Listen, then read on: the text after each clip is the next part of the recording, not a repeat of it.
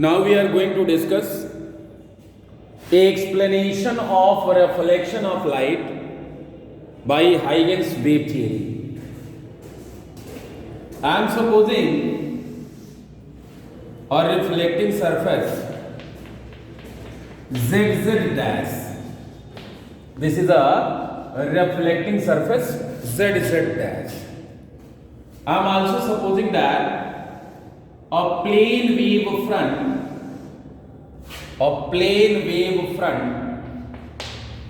AB.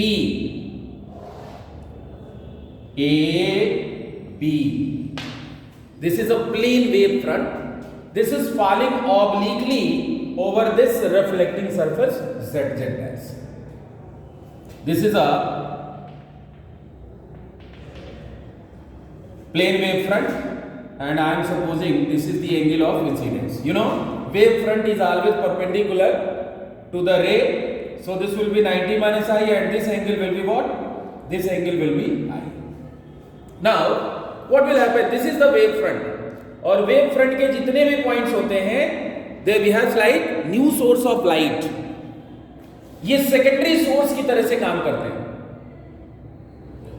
New source जो है काम करते हैं, यानी यहां से सेकेंडरी वेवलेट्स प्रोड्यूस होती हैं, तो यहां से भी सेकेंडरी वेवलेट प्रोड्यूस होगी, यहां से भी, यहां से भी, यहां से भी, सबसे. आप देखें, हम ये एज्यूम कर रहे हैं कि यहां से सेकेंडरी वेवलेट जो प्रोड्यूस हो रही है, उसको यहां तक पहुंचने में हम एज्यूम कर रहे हैं कि टी टाइम लग रहा है. तो ये डिस्टेंस क्या होगा? Distance is equal to speed multiplied by time. This distance will be vt. Speed multiplied by time means BA dash is equal to VT. अब अगर सेकेंडरी वेवलेट को यहां से यहां तक पहुंचने में VT टी टाइम लग रहा है, VT डिस्टेंस ट्रेवल कर रहा है, तो इतने ही टाइम में यहां से तो रिफ्लेक्शन होगा, इतने ही टाइम में यहां से जो सेकेंडरी वेवलेट होगी वो कहां तक पहुंच जाएगी? इतना ही डिस्टेंस पहुंचेगी. यानी हम BA डिस्टेंस का आर्क ले करके और यहां पे कट कर लेंगे, ये हो जाएगा AB डैश. आप देखें, सेकेंडरी वेवलेट टी टाइम में यहां जो है पहुंच रही है, उतने ही टाइम में यहां से ये यहां पहुंच जा रहा है. यानी A डैश B डैश क्या होगा? This will be the reflected plane wave front. ये जो है रिफ्लेक्टेड प्लेन वेव फ्रंट होगा, रिफ्लेक्टेड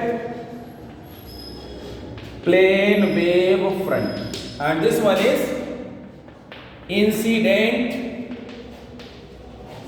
प्लेन वेव फ्रंट. ये रिफ्लेक्टेड प्लेन वेव फ्रंट है.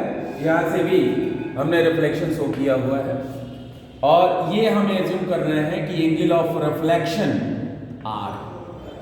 तो ये वेव फ्रंट है, तो ये कितना होगा? 90 माइनस आर. ये 90 माइनस आर होगा, और ये एंगल यहां पे इसको हम लिखेंगे R. अब हमारे पास दो ट्रायंगल्स हैं, इन triangles AB dash and AB dash A dash. ये दोनों AB डैश. आप क्या देख रहे हो? BA dash is equal to AB dash. BA dash is equal to AB dash, that is equal to VT. ये हो गया. BA dash is equal to AB dash is equal to VT, and angle ABA dash is equal to angle AB dash A dash. That is equal to 90 degree. Also, A dash is common. A dash is common. So what we are saying? We are saying that triangles AB A dash and AB dash A dash are identical in all respects, so their corresponding angles will be same. So angle BA dash is equal to angle B dash A dash A. That is angle I is equal to angle R. Also from the figure we are seeing that incident ray, reflected ray and normal at the point of incidence all are lying in the same plane. Therefore, we can say that using Huygens wave theory, the laws of reflection, first law and second law, both can be explained successfully. Thanks.